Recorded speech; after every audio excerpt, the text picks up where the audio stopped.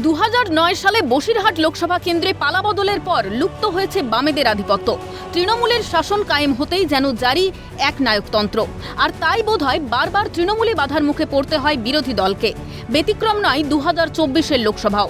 CPIM প্রার্থী নিরাপদ সর্দারের এজেন্টকে বুথে বসতে বাধা দেওয়ার পাশাপাশি বুথ থেকে তাড়িয়ে দেওয়ার অভিযোগ তৃণমূলের বিরুদ্ধে। ঘটনা হিঙ্গলগঞ্জ বিধানসভার হাসনাবাদের পাটলি খানপুর পঞ্চায়েতের 63 নম্বর বুথের। মানে এই তৃণমূল ক্ষমতায় আসার পর একটা নতুন রকমের কালচার তৈরি হয়েছে যে বুথে এজেন্ট বসতে দেবে না।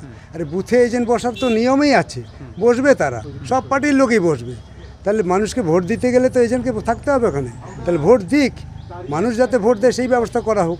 আমাকে বসতে দেওয়া হয়নি, আমাকে ওখান থেকে তাড়িয়ে দিয়েছে। কখন? এই 1 ঘন্টা আগে। কারণ কি? কারণ হলো আমরা সিপিএমের থেকে বুথে দেন বসে এসেছি তাই।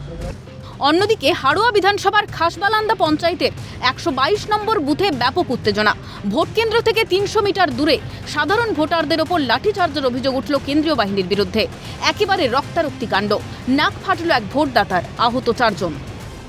22 নম্বর বুথে আমরা বাসাবাটি বুথে ভোট দিতে যাচ্ছিলাম। আমরা সাধারণ মানুষ, আমরা রাস্তাতে সাধারণভাবে হেঁটে যাচ্ছিলাম। 3টে সিআরপিএফ গাড়ি হঠাৎ লাভলো, আমাদেরকে এলোপাতাড়ি আমাদেরকে লাঠিচার্জ করলো এবং রাস্তায় আমরা পড়ে গেছি মুখ থুবড়ে। আমাদের সেখানেও এলোপাতাড়ি আমাদের লাঠিচার্জ করলো। 300 মিটার দূরে আমরা ছিলাম 3-4 জনা।